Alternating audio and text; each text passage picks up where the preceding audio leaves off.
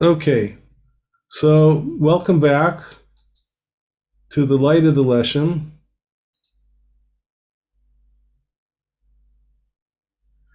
This is a class that is discussing the light of the Leshem. It's called Authentic Kabbalah Teachings from the Torah on Topics Concerning the Divine Workings of Our Reality, under the auspices and guidance of Rabbi Yoshua Gerzi, the Rabbi of the Beit Midrash of Pilsno and Beit Shemesh. We will be discussing the essays and the writings of Rabbi Shlomo Eliashiv of blessed memory from his book collected writings known as Leshem Shabo Lachlama. And the first lesson we started discussing this article, which is the intention and end purpose of creation, or why did God create the world? And the short answer is in order to bring about the actualization of his names.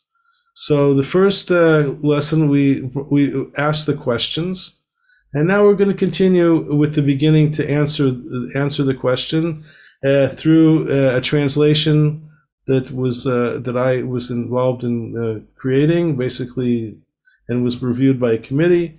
And we'd be more than happy to have any feedback from any of you about about any accuracy and any comments that you might have.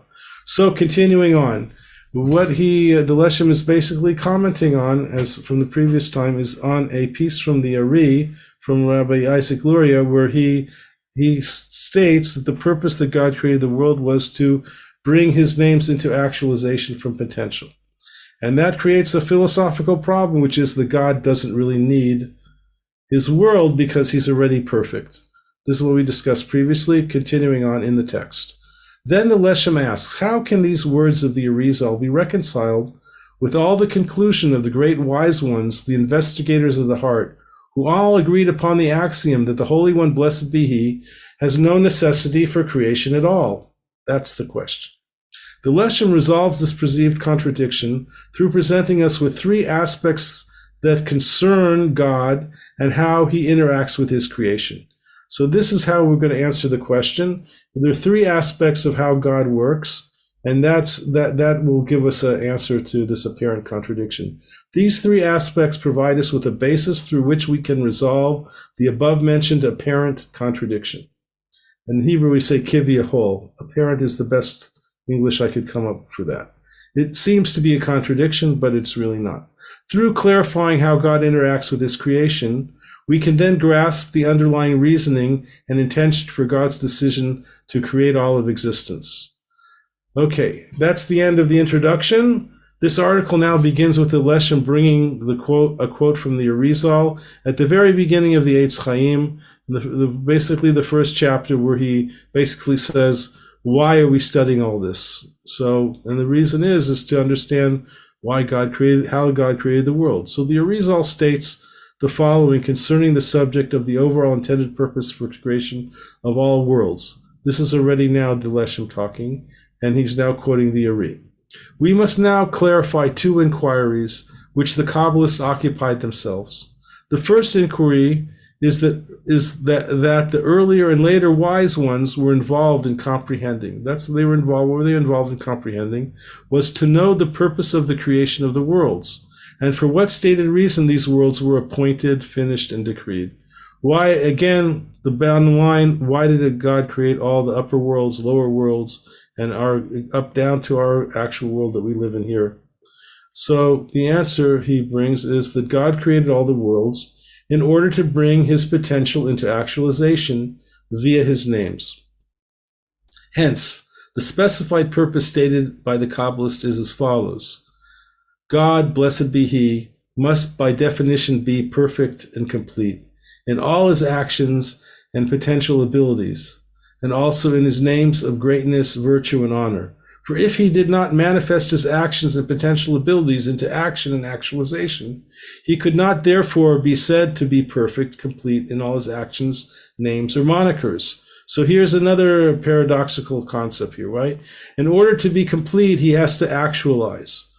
Right, but he has to be complete because by nature, the whole point of saying Hashem is the ultimate everything is that he's perfect and complete. So his great name which is composed of the 4 Hebrew letters Yud, Hey, Vav, and Hey. This is known as the Havaya. That's the name, the technical term for it. Havaya. When you hear the word Havaya, we're talking about the name of God, of Yud, Hey, Vav, and Hey. Is termed thusly to teach us of his eternal beingness and everlasting existence, past, present, and future. The reason for this is that Havaya, the word in Hebrew, the word Havaya, Yud K Vav K, is the root word of being, right? So being implies that God is the ultimate being, and it also is in past, present, and future, that he exists in the future, in the past, and in the present, all at the same time. He existed before, continuing on in the text, he existed before the creation and will continue to exist after all reverts to what once was. If the worlds were not created with all their content, then the truth in this teaching would not be comprehensible. Again, this is the same idea of no king, right? There can't be a kingdom with no king.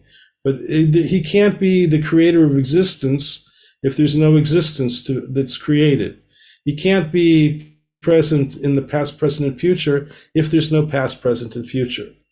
The blessed eternal being in his beingness is always in the past, present, and future at the same time, which is something that we can say, which is very difficult to understand what that means exactly, but that's the Shem. Hashem is always in the present, whether it's the past or the future. That's how he's beyond time, because he created time. He created everything, including time. Therefore, if all creation did not come into existence, he wouldn't be able to be called by the above-mentioned Havaya name, which is the root name, right?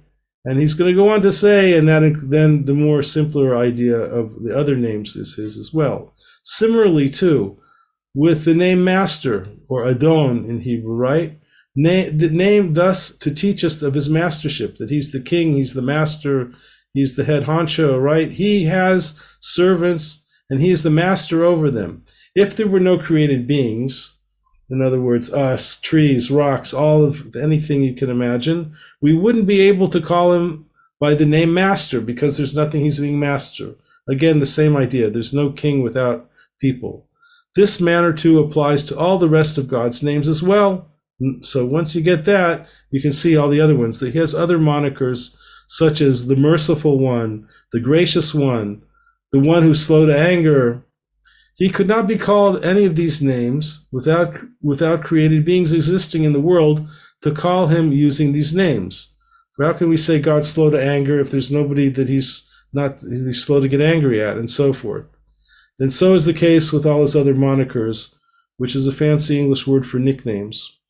Okay, nevertheless, since the worlds were indeed created, his actions and potential abilities came into actualization.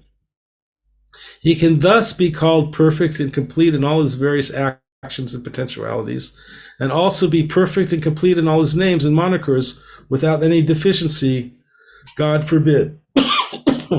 So therefore, it's essential that Hashem creates in order to be actualized. Okay, and he goes on, the Arizal goes on a little bit more, and he says like this. Now, this is a quote from the Zohar, which in the original text, it's in Aramaic. So it's basically repeating what he just said, but because it's from the Zohar, it's showing that the Zohar itself also says that. And again, if you're not familiar with the Zohar is, please Google it. There's lots of material. The Zohar is basically the source before the Ari that was written by Shimon Bar Yochai, but this isn't the place to go into that too much. Okay, the reasoning concerning this matter is well clarified, in the book of the Zohar. It is, and this is the quote from the Zohar, it is known that he was called wise and all manner of wisdom, and understander, quote unquote, and all manner of understandings before the world was created. How? Because he was called by all these descriptors, because created beings in the future would be created and would call him by these names. For if created beings did not come into existence in the world, how would he be then called merciful judge? Because the created beings in the future would be created and call him such. So therefore, basically the same idea is also found in the Zohar. That's what the Ari is coming to tell us here. Furthermore, it is written in the Zohar that if the lights did not spread down to all the created beings, how would they come to know him? And how would the verse proclaiming the whole world is full of his glory be realized. And this is the end of the quotation from the Rizal concerning the first inquiry. So now we have understand that the Ari is setting up a question that the Leshem is going to talk about. So now we'll read just a little bit more of the Leshem's commentary for today, and then we'll get into the Leshem's answer further on. God has no need for creation at all. Now we're actually quoting the Leshem again. The quote from the Ari is finished. Even though the words of the Rizal are completely true, for truth is its own witness, nevertheless, there is a need of softening and further clarification.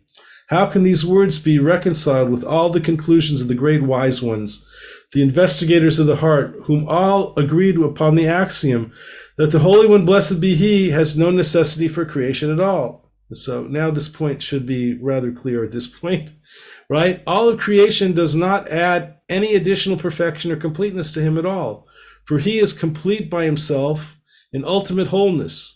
Thus, to say about Him that He needs anything other than His own existence, that He needs others in order to reveal His perfection completeness, is an utterly invalid statement pertaining to Him. Okay, any questions up till here? No, it's No great. questions. Okay, excellent. So we're going to stop here again to keep this format where you can get it in short little chunks. So in the next time, we're going to now go into the actual answer, where it will explain how it's possible for God to simultaneously have absolutely no need for creation at all, and on the other hand, decide to create the world for an intended purpose. Okay, so that's it for today. Now just